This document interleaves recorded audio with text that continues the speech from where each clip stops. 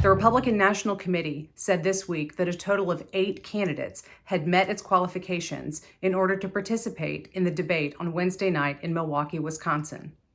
They are Florida Governor Ron DeSantis, former South Carolina Governor Nikki Haley, South Carolina Senator Tim Scott, former Vice President Mike Pence, biotech entrepreneur Vivek Ramaswamy, former New Jersey Governor Chris Christie, North Dakota Governor Doug Burgum, and former Arkansas Governor Asa Hutchinson. The RNC earlier this year set out a whole bunch of different metrics that candidates needed to meet in order to be able to participate in the debate. There's also a handful of candidates who said that they had met the RNC's qualifications, but the party disagreed.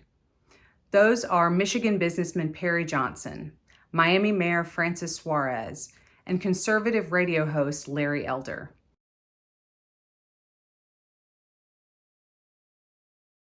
There's already a second Republican candidate debate on the calendar. That will be on September 27th at the Reagan Presidential Library in Simi Valley, California.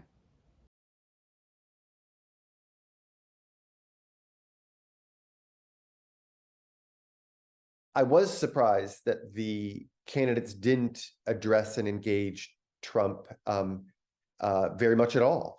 If you cut out the 12 to 15 minutes in the middle of the debate where the Fox News anchors were putting questions explicitly about Trump to them, hardly anything was said. And if you if we dropped out from outer space into that room, one might have thought this was a very conventional debate about conservative politics.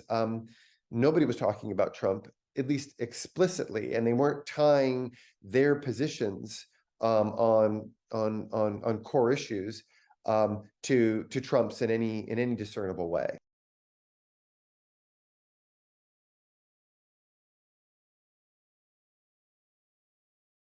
I don't think that last night helped DeSantis's troubled campaign. He did not command the floor. He appeared every bit as robotic and poll tested as he's been up until now. There were moments when he tried to assert himself, but often was rebuffed either by the anchors or by the other candidates who were on the stage. So I don't think he made a strong case. I mean, his argument, again, is that he will deliver actual accomplishments where Trump failed to do so, and he can beat Biden, whereas Trump cannot. And yet he struggles to make the comparison explicit. And it's hard to see how he's going to get this nomination unless he does make it explicit and he convinces other people that he's right.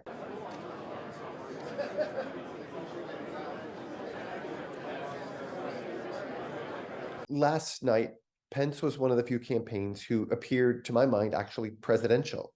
He has a discernible worldview. He's not just a collection of policy positions.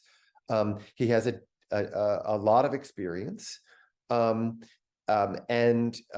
he's grounded in faith and conservatism in ways that are palpable. Okay, so there are the strengths that are Pence, but he speaks out of both sides of his mouth when it comes to Trump. He at once wants to celebrate everything about the Trump-Pence presidency, except for, the waning minutes wherein he broke from Trump. And that's an impossible position for him to sustain. And as you say, it's not at all clear that the kinds of things that Pence has to offer are the kinds of things that the Republican Party wants. He's very much in the mold of a much more religious Ronald Reagan than in the mold of a contemporary populist.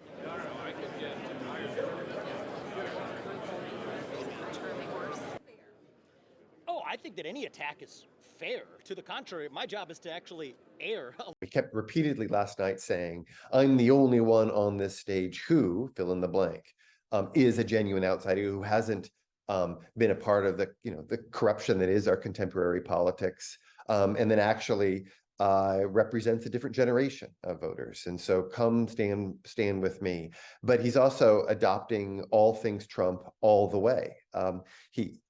when the issue of Trump comes on and how the candidates ought to respond to it, he turned to all of his all the candidates on the stage and said, who will hereby pledge that on day one they will pardon Trump. That's what he sees as the relevance of Trump and that what he stands to offer. He decidedly is abrasive. He's calling out the other candidates at every turn, just as he's trying to present himself as smart and energetic and likable. I mean, he was grinning just as he was delivering all kinds of withering critiques of the candidates on the stage. It's an odd mix.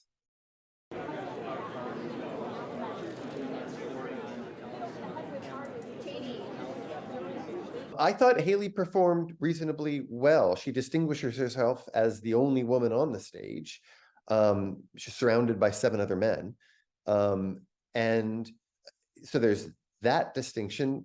In some ways, the more important one to my mind is her pragmatism. Her pragmatism as it relates to what's possible to pass, as it relates to geopolitics internationally, as it relates to the impact of rhetoric, in particular as it relates to abortion on women around the country.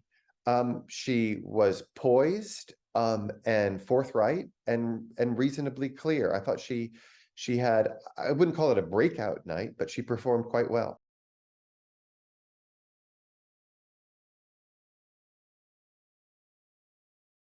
I find this a bit puzzling, all the attention paid towards Bidenomics, in that, to my mind, is Biden's strongest argument for re-election.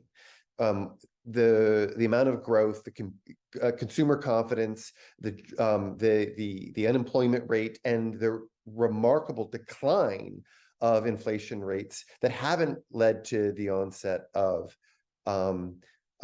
a recession, that these are points in Biden's favor. But if you listen to the candidates on the stage, you'd think that everything economically was on fire, when it decidedly is not.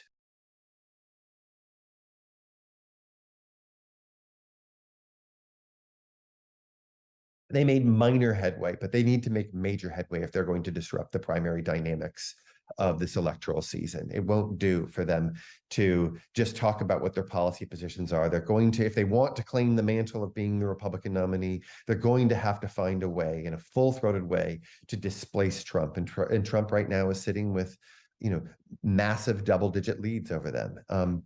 So it was a good showing for Haley. Pence performed well. It's hard to see how the fundamentals of this primary season were disrupted in any meaningful way on the basis of last night.